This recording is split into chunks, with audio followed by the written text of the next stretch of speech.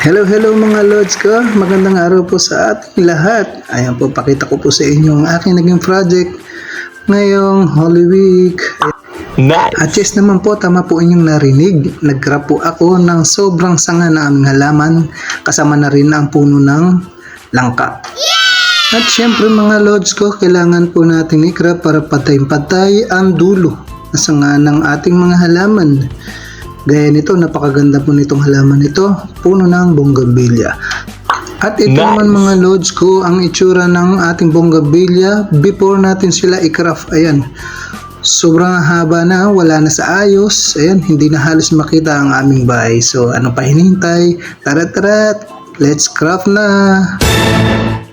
At syempre mga lods, Nice. sobrang haba na ng ating bougainvillea. Kailangan na po natin gamitan ng magic sungkit. Ayan, sungkit with cutter. Ayan ako mga What? inyo. Ayan, napakainam. At ayun na nga mga lods ko. Hindi alintana ang init ng panahon. Kat. Ayan. Napakahusay. Kahit na matayog. Kayang-kayang abutin. O ano masasabi mo Monday? Silip-silip ka pa. Tulungan mo kaya ako dito. Ayan, panoorin mo pa ako.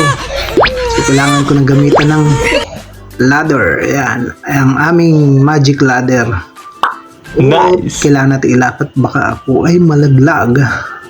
Ayan, napakainam po nitong ladder na to. So ito, tingnan natin kung effective ba ito.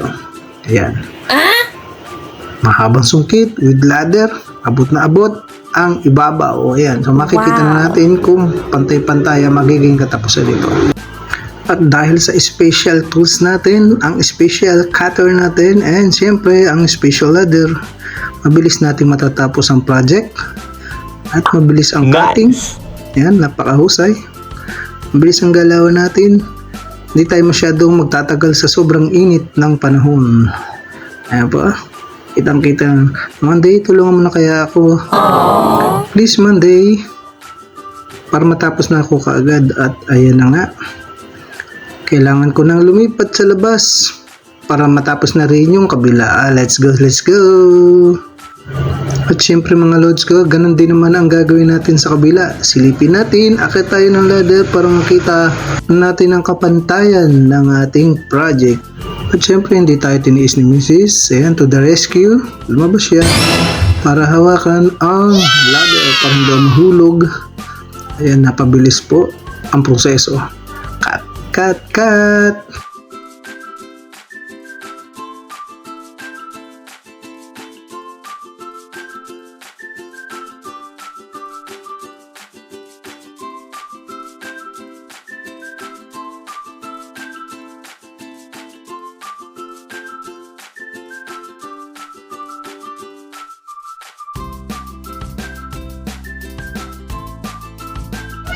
At ayun na nga mga lods ka, natapos na din. Eto na po ang naging resulta ng ating pagtsatsaga sa ilalim ng init ng panahon mga ka-lods ko. Ayan po. Pati na rin po ang langka, dinami ko na rin. Ayan. Sobrang ganda na po ng ating paligid. Sayang naman po kung pababayaan lang. Mga bulaklak po natin nagagandahan. Bukong po sila, pulang-pula. Ang gaganda, tipo ba? Ayan, dinamay ko na rin pati yung langka. Ayan, pinutulan ko na rin po ang sanga ng langka. At siyempre, tapos na rin. Kailangan po natin linisin ang paligid, mga pinagputulan po. Kailangan po nating walisin para mas gumanda ang paligid, siyempre. Nice! Sige, linis pa. Linis pa more mga lods ko. Sipag at tiyaga ang kailangan mga lods ko. Hindi alintana ang init ng panahon.